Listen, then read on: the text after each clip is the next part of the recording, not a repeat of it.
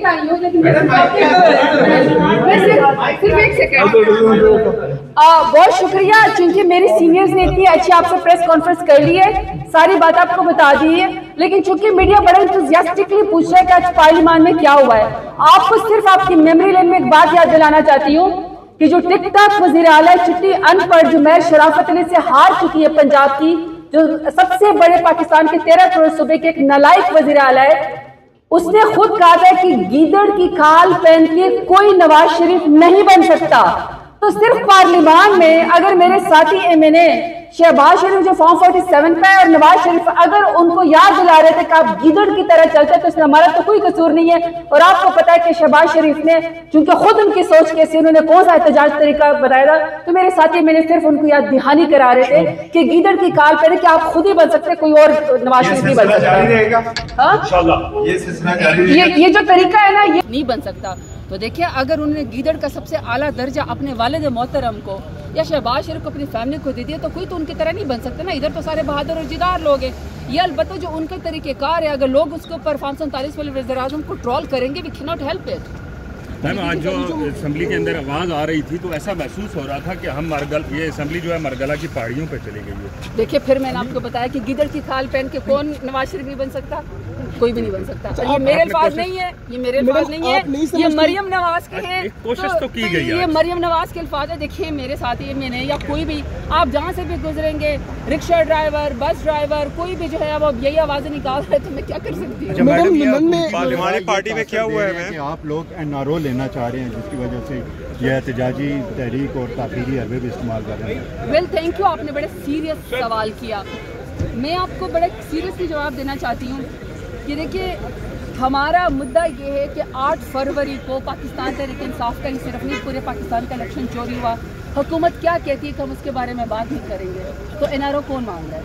फिर हमने कहा कि 9 मई को आप लोगों ने जो एक fabricated operation, false flag operation आपने हमारी जमात के खिलाफ किया कि हमारी जमात को ख़त्म किया जा सके, और मेरे पास इसका आर्ग्यूमेंट है कि जिन लोगों का आपने कहा कि इन्होंने 9 मई किया, उन्होंने जो प्रेस कॉन्फ्रेंस किया, आपने उनको वजीर मशीर बना दिया, जिन्होंने इमरान खान के खिलाफ प्रेस कॉन्फ्रेंस की, 9 मई में इन्वॉल्व थे। तो लिहाजा उसके बारे में जब कहते हैं कि हम जुडिशल कमीशन अभी तक हमारी डिमांड इन्होंने नहीं बनाया, तो ये एनआरओ कौन मांग रहा है? हम मांग रहे हैं या ये लोग मांग रहे हैं? किस बात के ऊपर चुप हो जाओ। फिर हमने कहा कि ये जो 26 नवंबर को आपने निहत्थे लोगों के ऊपर गोलियां चलाई, हम कहते हैं कि आपने गोली क्यों चलाई निहत्थे लोगों पर जो पाकिस्तान को कौमी तरह डी चौक के ऊपर जो है वो पढ़ रहे थे। हम आपसे सवाल करते हैं जुडिशल कमीशन का, आप तो मानते ही नहीं है, तो गोली क्यों चलाने के ऊपर जवाब न देने पर एनआरओ कौन मांग रहा है? हुकूमत मांग रही है या हम? सो इसका मतलब है कि खामोशी के लिए, ताकि खामोश हो जाए, इमरान खान हकूक की बात ना करे, वर्कर्स की बात ना करे, यूथ की बात ना करे, पाकिस्तान की बात ना करे, वो कहते हैं इस बात पे चुप हो जाओ। तो फिर ये एनआरओ हुकूमत मांग रही है ना, इमरान खान तो नहीं मांग रहा। इमरान खान तो काल कोठरी में बैठ के भी सच का ही साथ दे रहा है। ऐसी हुकूमत के साथ जो मुज़ाकरात हो रहे हैं, उसे आप संजीदा समझते हैं? देखिए, मेरी बात सुने, नो मैटर व्हाट वी से, हकीकत तो फिर भी यही है कि 17 सीटों वाली जमात को लाठी गोली की सरकार की वजह से ज़बरदस्ती कुर्सी के ऊपर बिठाया है कि नहीं बिठाया? सबसे बड़ी इस वक्त भी पार्लियामान में जो इलेक्टेड हुक्मरान जमात नहीं है, वो 17 सीटों वाली है, और जो हम हैं वो सबसे बड़ी अपोजिशन, हमारे पास सबसे ज़्यादा वो है सीटें हैं, लेकिन हमारे पास हुकूमत नहीं, इनके पास है। तो जिसके पास गोली चलाने की ताकत है, निहत्थे लोगों के ऊपर गोली चलाने की आदत है, पार्लियामान को रबर स्टंप की तरह जो है वो इजाज़त है चलाने की, वो रात के अंधेरों में जो है वो तरमीम करवा लेते हैं, माओ बहनों बेटियों का अगवा करके, तो ताकत तो उसी के पास है ना। तो जैसी भी ये ताकत इनके पास है, इन्हें को संजीदगी दिखानी पड़ेगी। मेरी पार्टी ने मेचोरिटी करके जब ये कमेटी बनाई मुज़ाकरात के लिए, तो मेरा लीडर तो उस वक्त भी 30 दिन से सॉलिटरी कन्फाइनमेंट में था। खान साहब ने तो अपने लिए जेल में कोई जो है वो सहूलत नहीं मांगी, बल्कि अपने फंडामेंटल राइट्स भी नहीं मांगे। सिर्फ ये कहा कि अगर आप लोग समझते हैं कि मुज़ाकरात से कौम आगे बढ़ सकती है, तो उन्होंने अपनी ज़ाती फ़ायदे के लिए, कौम के लिए, और अभी भी डिमांड हमारी, देखिए, कोई खान की डिमांड है कि मेरा मुकदमा ख़त्म कर दो, कोई खान की डिमांड है कि मेरा कोई जायदाद का मामला है, कोई खान की डिमांड है कि मेरे कोई फैक्ट्री चला दो। खान साहब सीधी सीधी बात कह रहे हैं कि 9 मई पर 24 नवंबर पर जुडिशल कमीशन बनाया जाए, और जो अंडर ट्रायल लोग हैं खान साहब समेत, उनको अब जमानतों पे जो है वो रिहा करें। ये आज़ादी के लिए, जमहूरियत के लिए किस पार्टी ने कितनी कुर्बानी दी और कितना उससे कॉम्प्रोमाइज़ किया। और दूसरी तरफ पे ये भी लोग याद रखेंगे कि अपनी 17 सीटों वाली जमात को कुर्सी को कायम रखने के लिए खुदा न खास्ता मुज़ाकरात को कौन से बुताज करने की कोशिश कर रहा है। 9 मई का हिसाब कोई क्यों नहीं दे रहा है। 26 नवंबर को निहत्ते लोगों पर गोली क्यों चलाई है। इंसानी हकूक़ की पामाली कौन कर रहा है। तो सीरियसनेस हो ना हो, लेकिन इनको सीरियस होना पड़ेगा। और उसकी मैं आपको वजह बताती हूँ। पाकिस्तान तहरीक इंसाफ एक हकीकत है।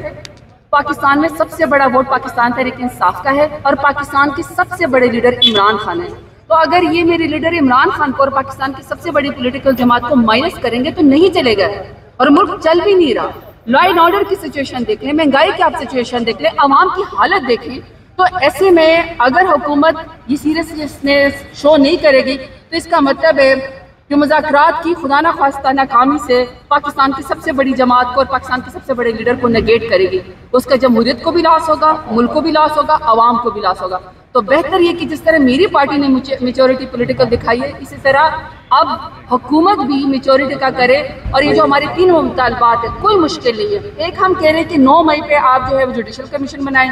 दूसरा हम कह रहे हैं कि 26 नवंबर को आप जुडिशल कमीशन बनाएं। तीसरा हम आपको ये कह रहे हैं कि अंडर ट्रायल जितने भी लोग इस वक्त बेगुनाह जेल के अंदर हैं, मेरे लीडर खान साहब समेत, आप उनको जमानत के ऊपर बाहर आने दें, उसके अंदर आप दखल अंदाजी ना करें।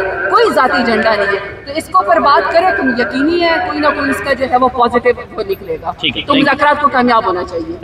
मैं सिर्फ 2 मिनट, मैंने एक तो पार्लिमानी पार्टी की इजलास में किया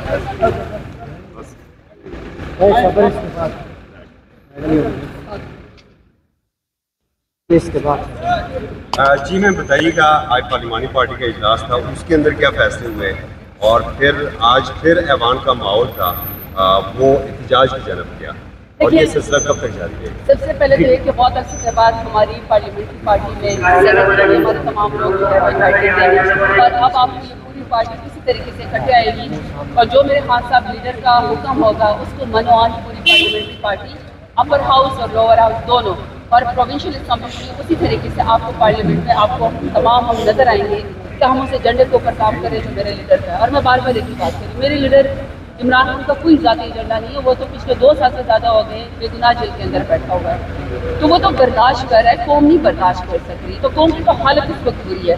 इसलिए जहाँ तक आपने पार्लिमानी कमेटी की बात की, इंसानी हकूक़ के लिए हम लड़ते रहेंगे। जुडिशल कमीशन चाहे 9 मई का है चाहे 26 नवंबर का है, उसकी डिमांड हमारी जारी रहेगी।